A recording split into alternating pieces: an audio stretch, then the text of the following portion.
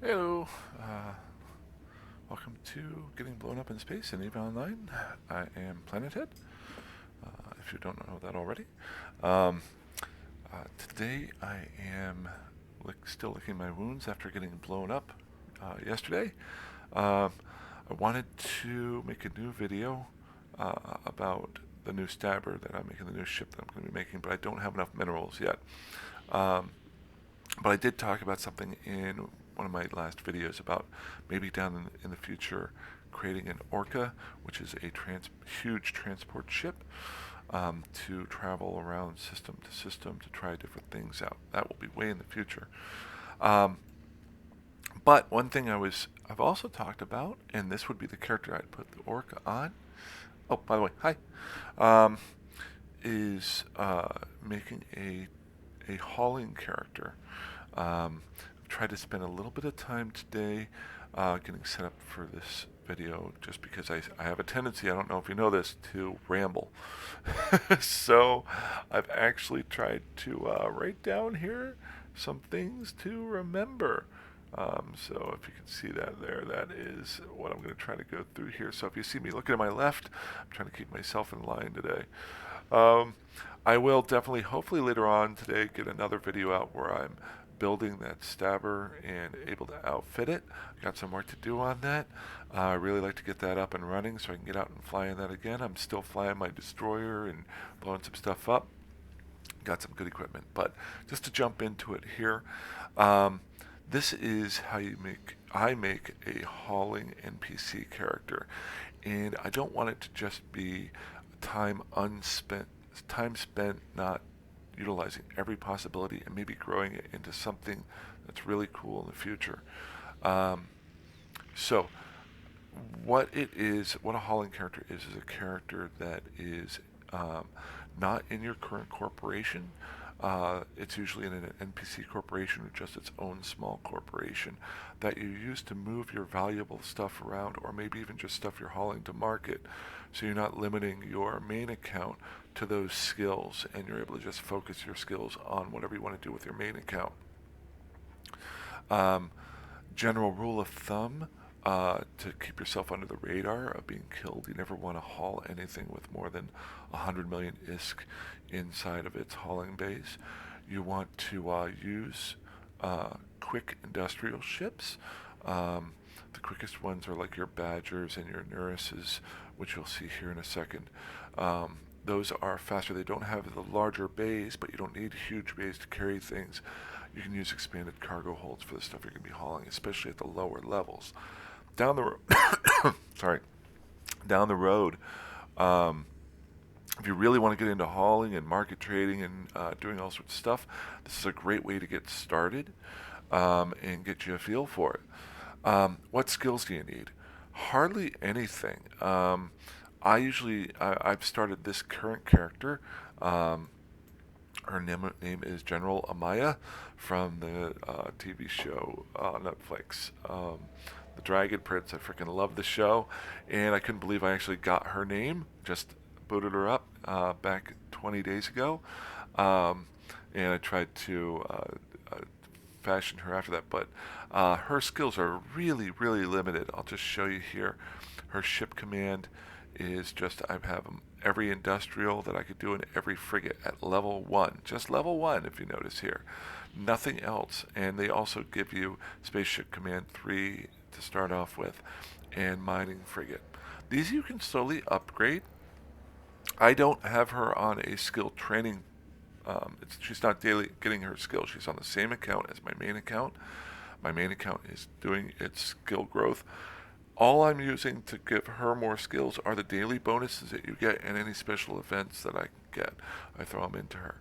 And you don't need very many skills to do it. The only other skills that I would say that, and it'll be apparent later on, are just some really basic level drone skills. Drones level 2, light drone level 1. I think they give you drone avionics. Um, that will be helpful in doing some of the career missions that I'm going to show you.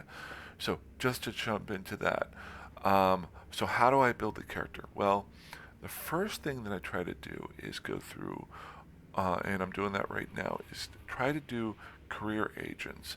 They're the simple ones that starting players get to do. Um, One failure that I had back in the day was I thought, okay, once I finish the career agents for my area that they dropped me in at the beginning of the game, I'm done with career agents. You can do all the career agents out there. There's literally 12 systems with 5 career agents for each. They're really simple missions. They can grow your ISK really quickly. I'll just show you here. I'm at 22 million right now for maybe playing, I don't know, 15 hours on this character total over the last 20 days. I only boot her up every day for a couple minutes to get a few missions in. And you can really grow stuff. But there's a lot of other bonuses that come with it. And I saved this right here. I've finished all the career missions for this Caldari station, except for one. And I wanted to give you an idea of what happens whenever you finish career agents. So we're going to go into her interactions, and I'm going to show you here. This is one big bonus. Right now, you're looking at your faction standings. Her faction standings are positive for all 4 factions because I did both Gallente storyline missions and Caldari storyline missions. They're butting heads right now. They're at war with each other, but since I've done missions for both, they've increased both their standings. Now, every time you do a career agent, it will increase some for the other one, but the other ones it will decrease, but not as much as they increase. So currently I'm at a 1.66 for the Minmatar, 1.6 for Gallente, and 1.46 for Caldari, and 1.36 for Amarr. So I'm just going to write that down over here. I forgot to do that. So just to give you an idea, Minmatar, I'm at 1.66. Gallente, I'm at 1.60. Caldari, I'm currently at 1.46. And Amarr, I'm at 1.36. Why is this important? All of these are above level 1, which gives me access to all level 2 missions for those factions. Once each faction gets above level 3 of my interaction in their standings, I can then run level 3 missions for every agent in that faction. So my ultimate goal is to try to get all 4 above level 3 at least. Even if you're running an alpha character, you can do level 3 missions. So that's those. Now I have a mission here that I'm finishing off just to show you. It's my last mission here. It's my last career mission. I'm going to go and complete it here. I need to finish off my build. Good, man, I hope I did that right. And then complete that there. Complete it. You see I get my standings increased for the Amarr, or applied knowledge, increased for this corporation, but it also increased 14 other standing effects, which is very similar to if you do a storyline increase. So let's go ahead and close her out and bring her back up again, see if it updates. Notice my Minmatar went from a 1.66 to a 1.63, so it went down just a little bit. Gallente went down from 1.60 to 1.52. I know I'm reading off some stuff. My Caldari went up 0.15 points to 1.61, and my Amarr went up to 1.44. So I gained more with Amarr and Caldari than I lost with Minmatar and Gallente. And that is how you increase all of your standings. You just rotate through the career agents. So, where are the career agents? I'm actually really amazed that I'm staying focused on this. Maybe I should write these up more often. Okay, because I don't want you to spend 5,000 years listening to me here. So, just to give you an idea here, so I'm going to go ahead and close this down. And I want to show you the career agents. And this is off of Eve University's website. Great, they do some great jobs. This is all of the career agents you can do. I am currently in, I am not going to pronounce that, Akianavas, ha, close. But I am currently Uh, Here, I've just finished all the missions there. I also finished one of, I think it was in Trasir for the Glinte, but I have all these other ones I can do whenever I want to. In general, so each set of career missions will probably get me about 10 to 12 million ISK.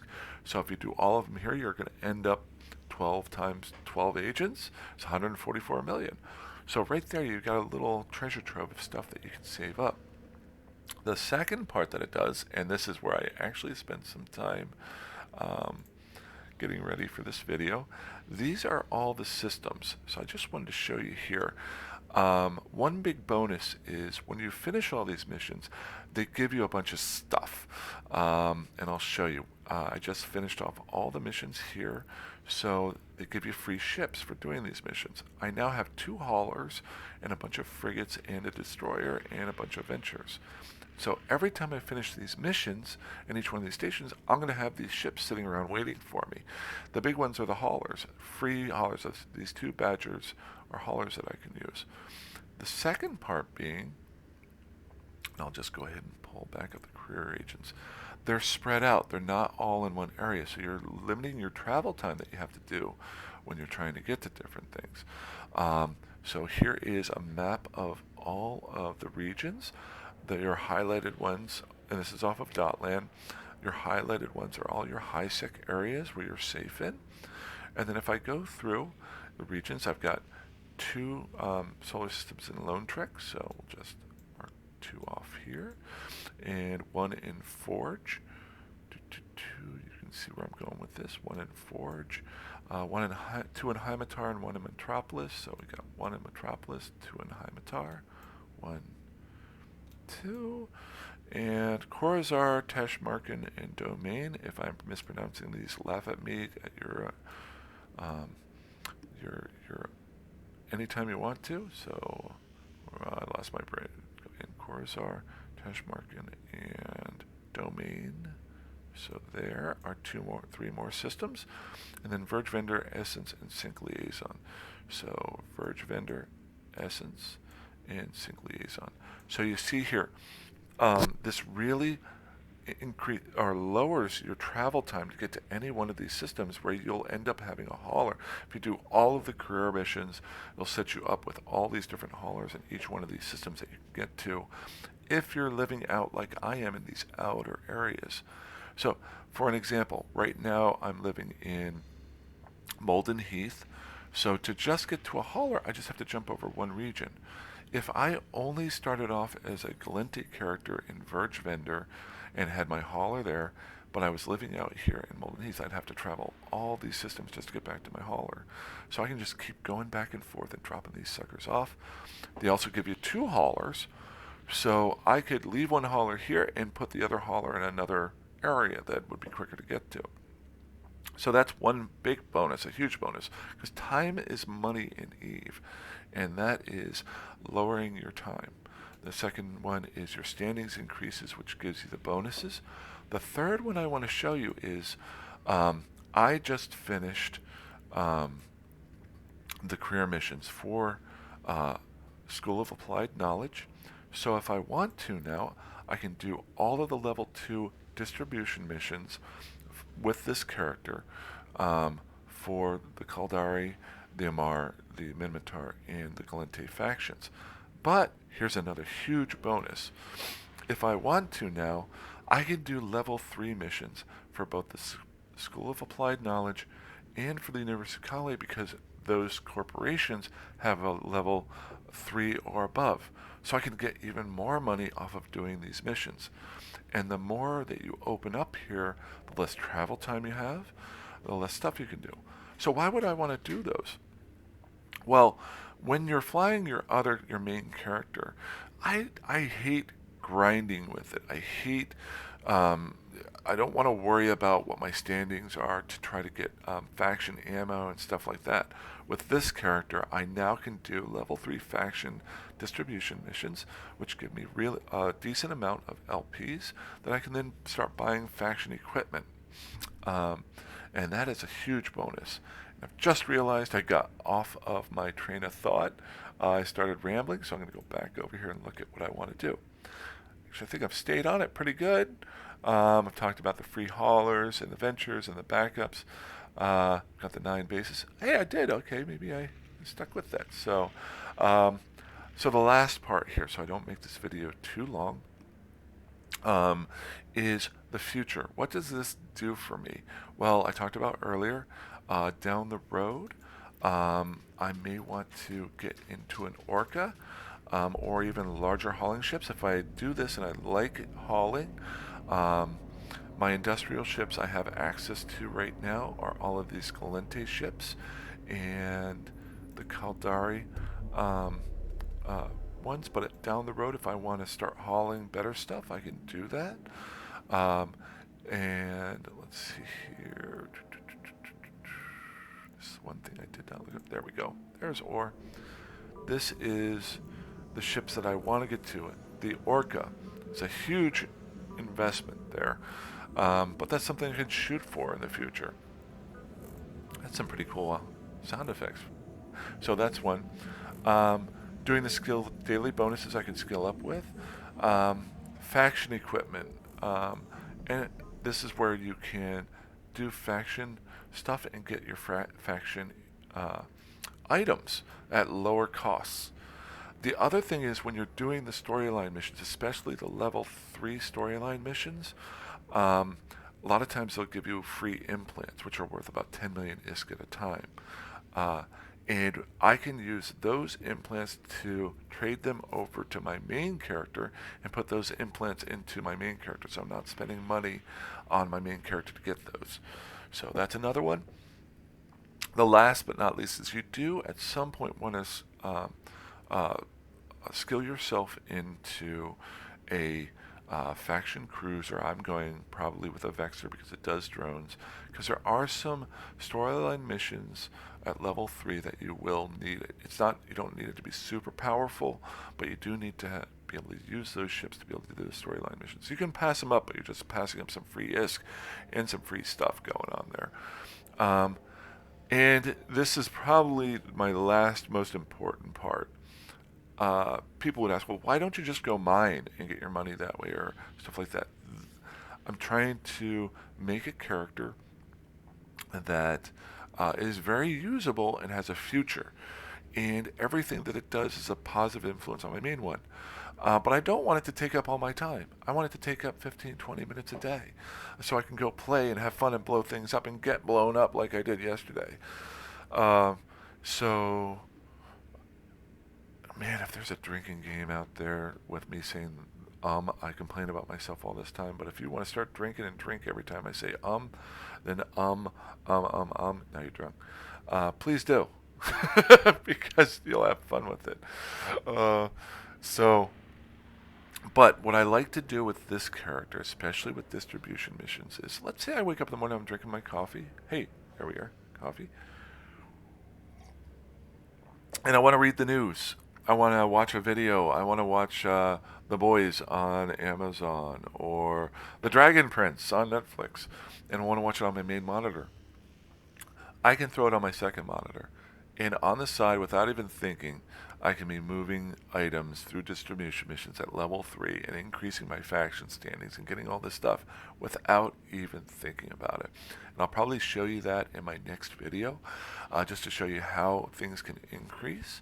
Not my next video about this. I'll wait a couple of days or weeks to do another one just to show you how you can just throw this stuff on the side, do whatever you want to do, whether you're working on a project, working on work, but you can have your little ship flying around in space on the side. So, and it can be really helpful and really set you up with your second character as something that in the future you might be able to do. You can do some market trading, stuff like that.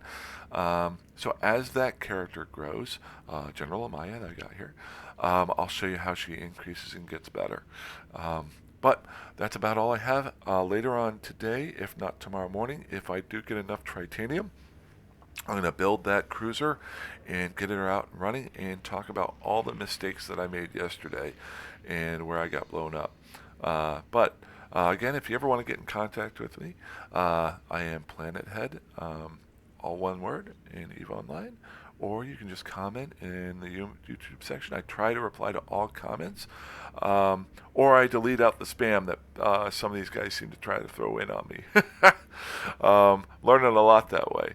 At some point, I would like to try to show a video of how I actually record things. It's free of charge. Not that free of charge where you say, hey, this is free of charge, just give us your email. No, it's free of charge. And I'm doing real basic stuff on here. I'm still a noob at making YouTube videos. I think I always will because I got other things going on in life. But I'm having fun with this, and as you can tell, I think. But if you ever need any help with anything or have any questions or would like me to learn about something, and have some hints or want me to show people how to do something or just deep dive into something, let me know and I will do it. It's more stuff that I can learn about and really interesting. The only thing I won't deep dive in on is mining. I did that too much and I'm going to try to never do it again. It'll happen. I know it will. Alrighty. Well, you guys have a great day and I will talk to you soon. Bye-bye.